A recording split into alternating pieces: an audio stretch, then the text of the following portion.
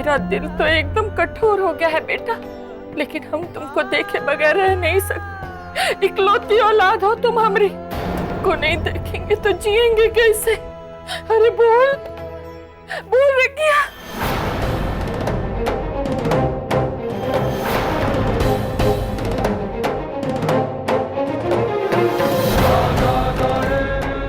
खा हमारी कसम कि अब हमको अकेले छोड़कर कभी नहीं जाएगा,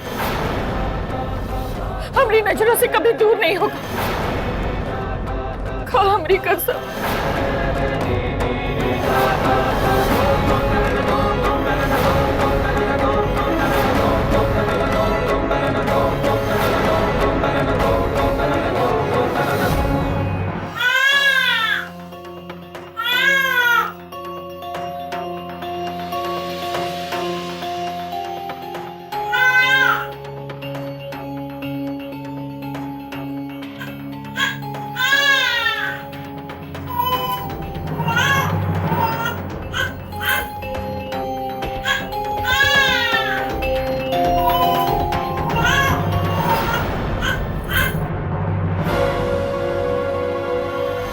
अभय,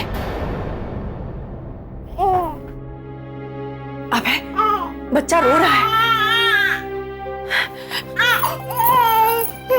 बच अरे आपने तो चूचू कर दिया। कोई नहीं, अभी हम बच्चे के अपने कपड़े चेंज करवा देते हैं।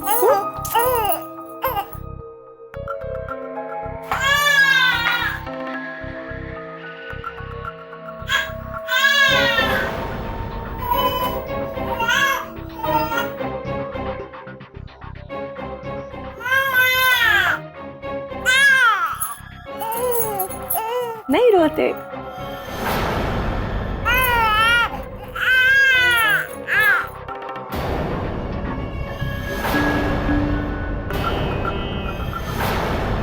अब क्या है ये? तुम्हारे पास में बच्चा लेटा हुआ रो रहा है और तुम्हारा ध्यान लग ही नहीं रहा है। एक बार के लिए भी चुप करवा देते बच्चे को।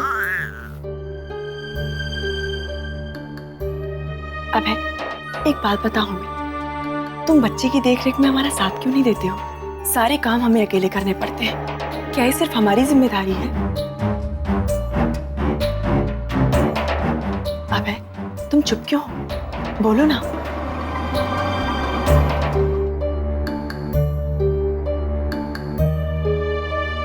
बच।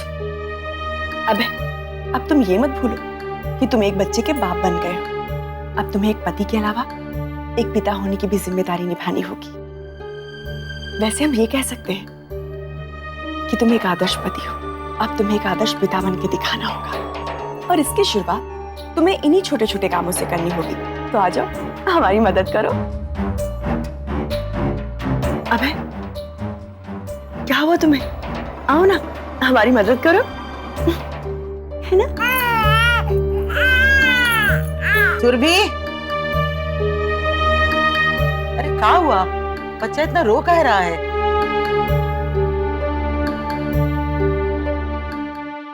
माई देखिए ना, अभय कितने लापरवाह हैं। कितनी देर से हमारा बच्चा रो रहा था, लेकिन अभय ने एक बार भी नहीं चुप करवाया। माई, अभय को आपके परपोते की बिल्कुल भी फिक्र नहीं है। सारे काम हमें अकेले करने पड़ते हैं। अरे इसने फिर सुसु कर दी का? अभी 20-25 मिनट पहले ही तो की थी। अभय के भी यही हाल थे, थोड़ी थोड़ी देर में चड्डी गीली कर देता था। बेचारी पुष्पा, वो तो कपड़े और चादर बदलते बदलते परेशान हो जाती थी। उस समय ये सब तो चलते नहीं थे। क्या कहते हैं इसको जो पहनाया है इसे? डायपर माई। हाँ यही।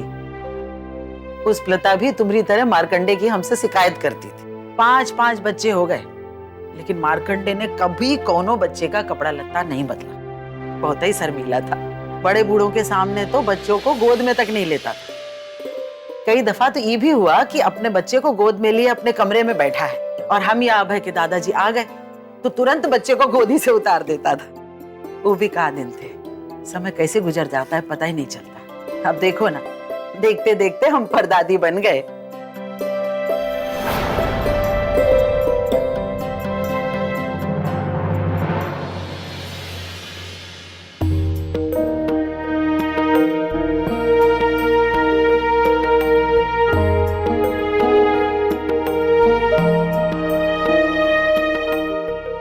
अरे प्रतिमा, तुम्हारी बेटी तो सो गई।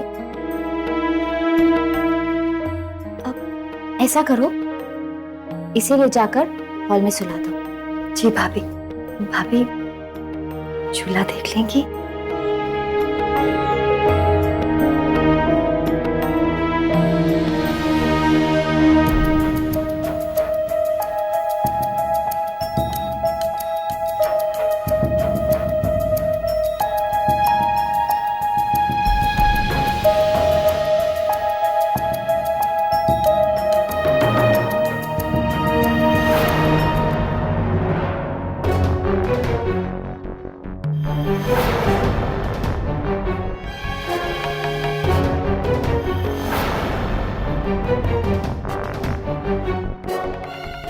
प्रतिमा,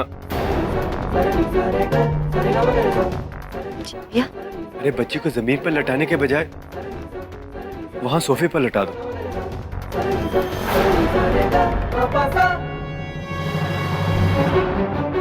जी अभय भैया।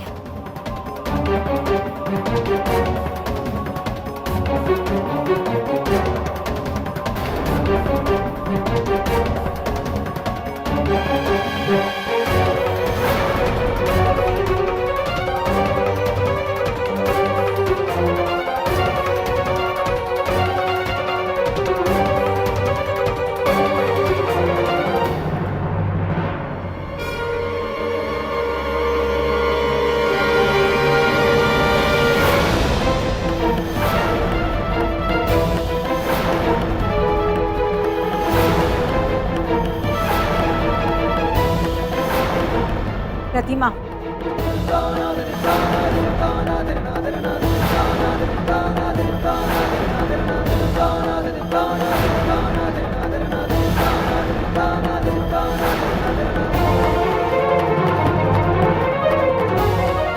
तुम्हारी हिम्मत कैसे हुई अपनी लड़की को सोफे पे सुलाने की?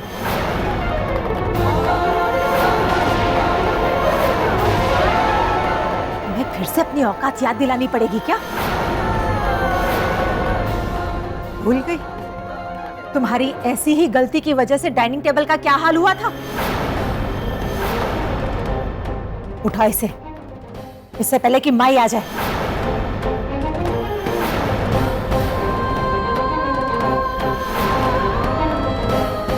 हमसे गलती हो गई माँ जी।